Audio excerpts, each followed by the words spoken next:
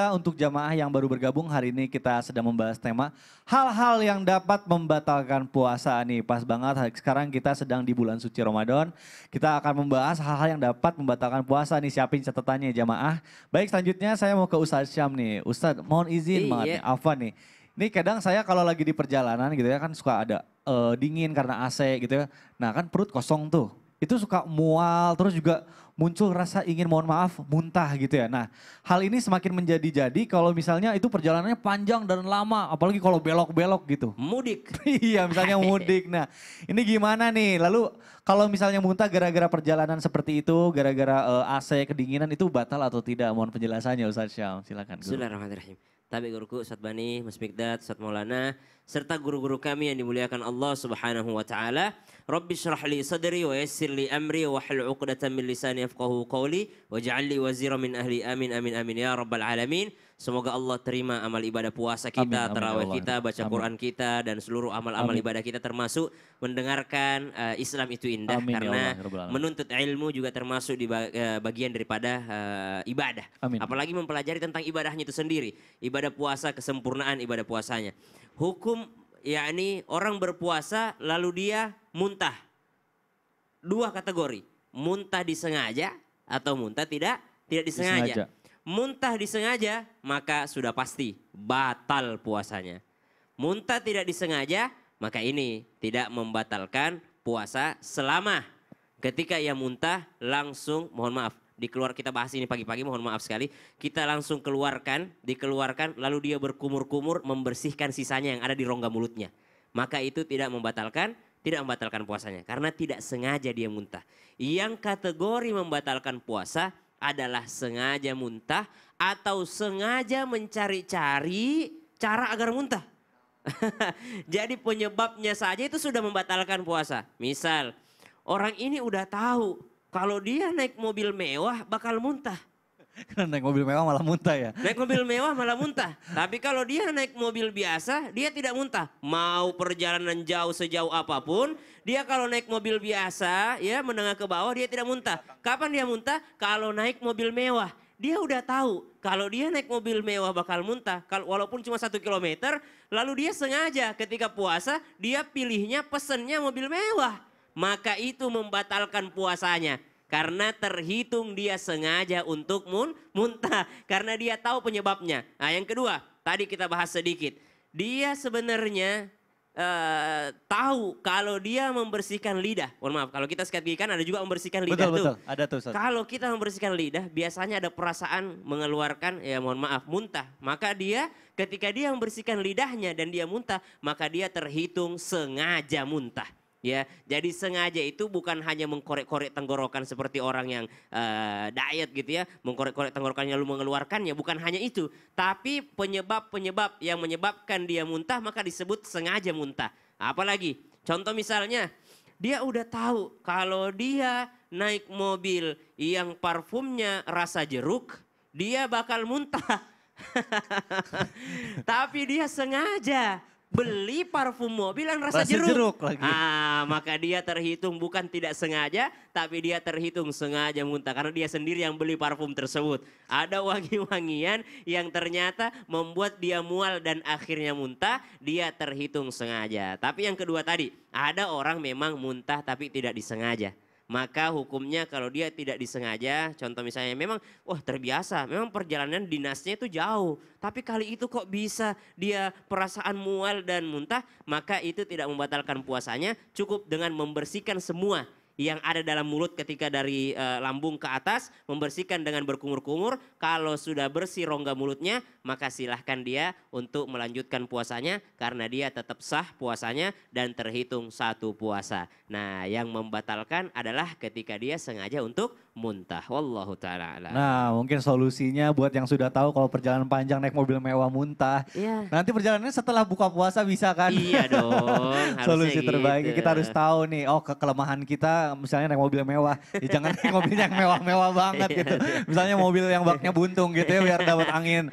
AC-nya itu alami gitu, Masya Allah. Baik jemaah, kita lanjutkan pembahasan kita hari ini mengenai hal-hal yang dapat membatalkan puasa. Selanjutnya saya mau ke Ustadz Bani. Ustadz Bani, mohon izin nih. Alhamdulillah nih kita sudah dengar kabar katanya dari pemerintah itu kita diizinkan untuk mudik nih. Alhamdulillah banyak yang senang banget jamaah pengen udah lama nih pengen ketemu sama keluarganya di kampung gitu ya. Tapi mohon izin katanya sebelum mudik itu kita diharuskan untuk vaksin yang ketiga. Tapi yang menjadi permasalahan itu banyak juga orang-orang yang memang menolak untuk disuntik vaksin itu. Mungkin alasannya juga karena mungkin takut ada dengar kabar gitu misalnya vaksin itu nggak boleh atau disuntik itu nggak boleh gitu. Nah lalu bagaimana hukumnya nih menurut sudut pandang Islam kalau misalnya kita lagi puasa tapi kita disuntik vitamin gitu Ustadz. Itu boleh nggak sih? Nah mohon penjelasannya. Silakan Mohon Ustadz. izin guru kami Ustadz Maulana, Ustadz Syam, Mas Miqdad dan guru-guru kami dimanapun berada. Bismillah, wassalatu wassalamu ala rasulillah wa ala alihi wa ashabihi wa mawala. La haula wa la quwata illa billah. Di antara pembatal puasa itu adalah makan dan minum. Nah, apa itu makan dan minum? Para ulama berbeda pendapat tentang mendefinisikan kategori yang bisa masuk dalam kategori makan dan minum.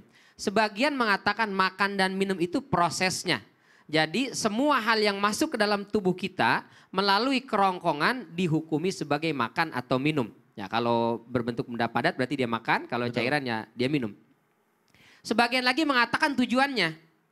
Jadi makan dan minum itu tujuannya adalah untuk menambah energi dan nutrisi. Sehingga apapun yang masuk ke dalam tubuh kita meskipun tidak melalui kerongkongan, kalau dia sebagai asupan energi dan tambahan nutrisi untuk tubuh kita masuk kategori makan.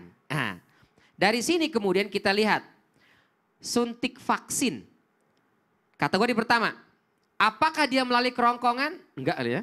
Tidak, biasanya ya. sih dari kalau swab tadi iya di sini. Tapi kalau vaksin nggak ada lewat mangap vaksin enggak ya.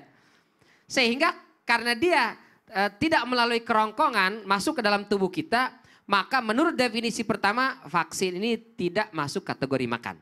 Definisi kedua, apakah dia sebagai penambahan nutrisi dan tambahan energi? Suntik vaksin enggak ya. Justru yang ada habis disuntik vaksin malah lemes, malah ngantuk, sakit malah biasanya. malah iya. Jadi menurut definisi kedua pun dia tidak masuk kategori makan. Baik. Sehingga kata Syekh bin Baz, suntik vaksin termasuk tidak membatalkan puasa. Baik. Begitu juga Dr. Yusuf Al-Qaradawi. Kenapa? Karena ketika disuntik melalui baik lengan atau paha atau yang lainnya, itu pertama tidak melalui kerongkongan, yang kedua tidak sebagai tambahan asupan energi dan nutrisi dalam tubuh kita. Sehingga tidak membatalkan puasa. Itu yang pertama.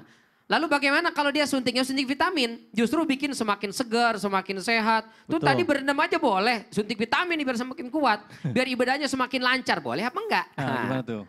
Nah menurut definisi kedua, karena dia disuntik misalnya vitamin atau buat tambah tenaga supaya lebih fresh, lebih fit lagi.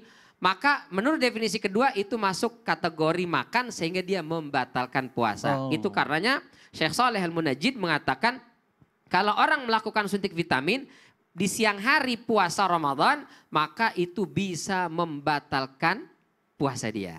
Ah, jangan. Nah sekarang bagaimana kalau vaksin? Berarti kalau vaksin aman. Aman ya? Aman, insya Allah boleh. Cuma meski begitu, kata Syekh bin Baz, kalau bisa dilakukan di malam hari jauh lebih aman.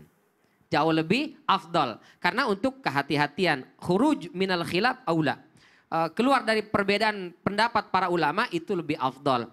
Jadi kalau misalnya saya mau pulang kampung nih Ustadz, tapi harus booster atau vaksin ketiga. Gimana nih? Silahkan ikuti. Siang hari boleh, tapi kalau memungkinkan untuk malam hari itu yang afdol. Ba'da taraweh misalnya. Bahkan di beberapa masjid selesai sholat tarawih itu mengadakan itu vaksin itu. Termasuk di dekat tempat kami melakukan vaksin. Banyak jamaah yang mengikuti, alhamdulillah. Ustadz nggak bisa karena sudah malam itu udah habis semuanya, adanya hanya siang hari. Kita ikut pendapat tadi yang dimana itu membolehkan. Maka mudah-mudahan kita semua disehatkan oleh Allah Subhanahu Wa Taala sehingga bisa berjumpa dengan keluarga tercinta. Amin ya Allah. Mari kita doakan ya mudah-mudahan nih jamaah yang ada di rumah yang udah kangen banget sama keluarganya dipermudah ya. Nanti di saat udah mudik gitu ya dipertemukan dengan keluarganya. Alhamdulillah. Baik jamaah kita lanjutkan pembahasan kita hari ini. Nah Ustadz Maulana dari tadi dari segmen pertama sampai sekarang kita membahas mengenai hal-hal yang dapat membatalkan puasa. Banyak banget ternyata ya hal-hal yang kita belum tahu nih terutama saya nih jadi banyak banget dapat ilmunya. Nah Ustadz Maulana mohon izin nih, kita kan nggak mau ya, saya nggak mau nih kalau misalnya ibadah puasa saya tuh jadi sia-sia gitu ya. Nah bagaimana caranya menghindarkan hal-hal yang dapat membatalkan puasa dan menghilangkan pahala nih, mohon penjelasannya Ustadz Maulana. Silakan Masya Guru. Allah, Tafadhol. tabarakallah. Izin semuanya, Sesbani Sesam. Bismillahirrahmanirrahim. Cara menghindarkan diri kita dari yang membatalkan puasa dan menghilangkan pahala puasa. Mohon maaf tanpa menggurui, harus kita sampaikan ini. Karena kenapa? Jangan cuma membatalkan puasa. Ternyata banyak hal yang bisa membatalkan. Makanya kuatkan diri kita ketika kita berpuasa dengan niat. Sekali lagi, dengan apa? Niat. Luruskan niatnya, perbaiki niatnya. Sehingga kalau kita ada niat, maka niat itu berubah jadi cahaya lalu mengisi perut kita sehingga ketika berpuasa aman. Makanya kalau berpuasa berniat sebaik-baiknya. Makasih banyak rata-rata di masjid-masjid ketika tarawih, Masya Allah itu senantiasa ingat berpuasa besok atau berniat sama-sama. Satu masjid berniat itu luar biasa. Lalu sebelum tidur baca niat lagi. Niat puasa itu bisa berulang-ulang. Niat puasa itu bisa berulang-ulang. Jadi ada baiknya kita sebelum tidur berniat puasa. Berniat puasa.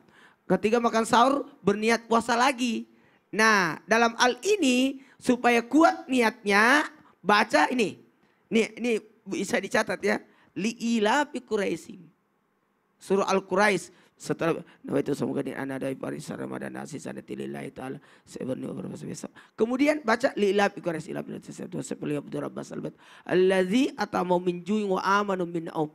Berikanlah kami aman, nyaman, kenyang. 1 2 3 aman, nyaman, kenyang. 1 2 3 aman, nyaman, kenyang. Jadi aman puasa kita, nyaman puasa kita, kekenyangan. Alhamdulillah.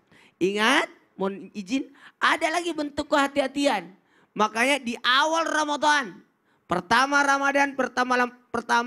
ada niat, sekalian niat sebulan. Saya berniat puasa 1 bulan penuh Ramadan tahun ini karena Allah. Bentuk kehati-hatian karena niat itu adalah rukunnya puasa. Yang notabene-nya niat rukun cuma 2, niat dan menahan. Yang berikutnya, jaga diri kita dengan menghindari perbuatan dosa dengan amal kebaikan. Karena di zaman Rasul ada 2 wanita yang tiba-tiba terkapar. Tidak berdaya. Kenapa tuh Ustadz? Ternyata dia melakukan dosa. Dosa ghibah. Wah Allah. Jadi dosa-dosa ini bisa membuat orang lemas. Maka lebih baik lakukan hal-hal yang positif. Lakukan hal-hal yang bermanfaat. Supaya menjaga puasa kita. Ini juga jangan melakukan aktivitas yang melelahkan. Kayak Mas Sita, anak saya kemarin. Ya Allah dia main sepeda. Jam 5 muka dia. Enggak 1 jam lagi.